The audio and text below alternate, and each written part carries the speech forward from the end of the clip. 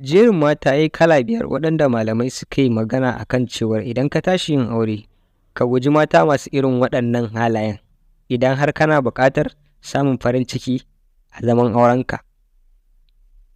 Mace ta farko ita ce mai yawan mita da gunguni, komai za ka yi mata ba za ka taɓa burge ta ba.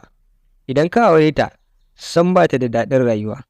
Da ka shigo gida za ta fara ƙorafi, ai mai gida mai ya ƙare, ai mai gida kaza kaza. Ita ba ta da wani aiki kullum sai ƙorafi, sai faɗan abin da aka gaza wajen shi ko kuma abin da bai mata ba, ƙorafi dai ko da yaushe. To tabbas wannan mata ba ta da daɗin zama kwata-kwata, don haka sai ka guje ta. Sai mace ta biyu ita ce mai kwaɗayi, wato idonta na kan komai, musamman idan ta je unguwa ta dawo. To za ta zo da sabon abu, ta dinga yabon mijin wata a gabanka, ta dinga cewa kai amma su wance wallahi sun more, kaga mijinsu ya canza musu kujeru, oh wallahi mijinta ya mata ɗinki, mijin wance ai ya sai mata kaza da kaza. Ita ko da yaushe wannan shine manya-manyan zantuttukanta.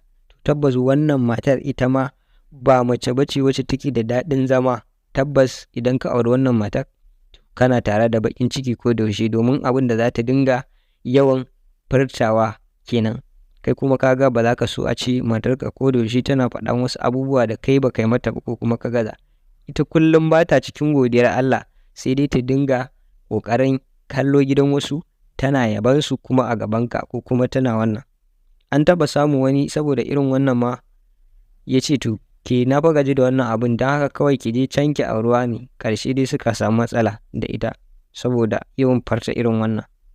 Sai mace ta uku wacce bata damu da mijinta ba, za ta yi kwalliya amma ba don mijinta ba. Duk wasu abubuwa da take yi ba wai don ta burge mijinta take ba, sai kawai don ta burge jama'a. Musamman in ta yi kwalliya za ta ɗau hoto ko ta tura a ƙawayenta a group ko ta sa a status saboda ƙawayenta su gani ko waye da shauransu. Ita duk ba wai tana yi don mijinta ba ne. Sannan kuma ta kan ɗaukar lokaci ta ɓata lokaci, ko da tana tare da mijinta za ta ɓata lokaci wajen yin kwalliya da wasu abubuwa, amma ba don shi take yi ba kwata-kwata.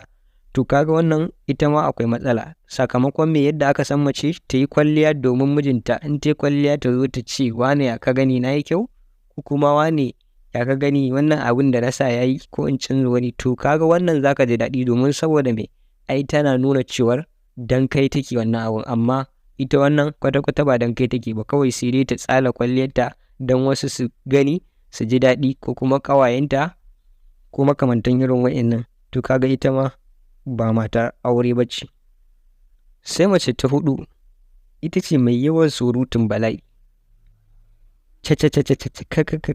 komai kana shigowa ba tare da ta wani tarbe ka ba da wani abubuwa, ta ma abubuwan duk da ya dace.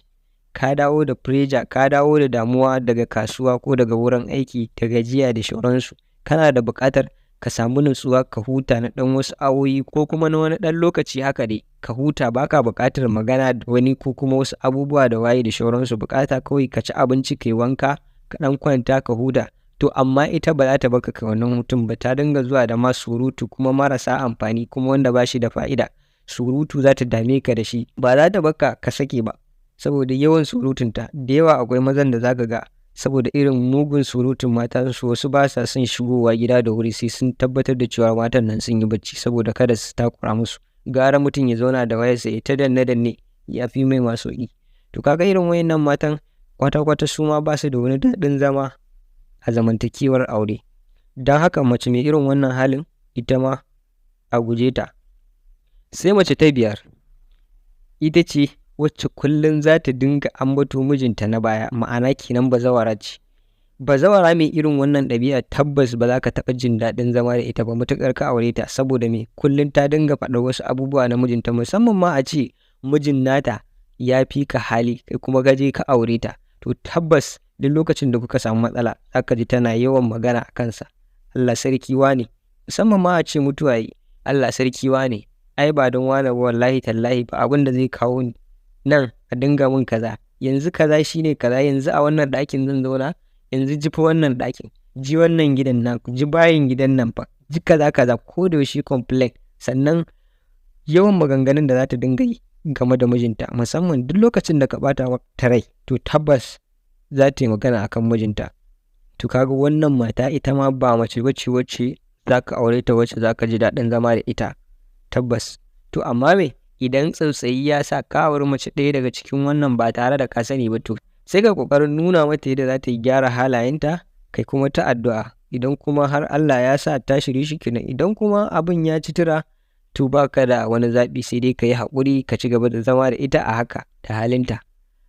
Muna roƙo ku danna mana alamun subscribe wannan channel tamu mai albarka. Sunana Aminu AZ. Na gode.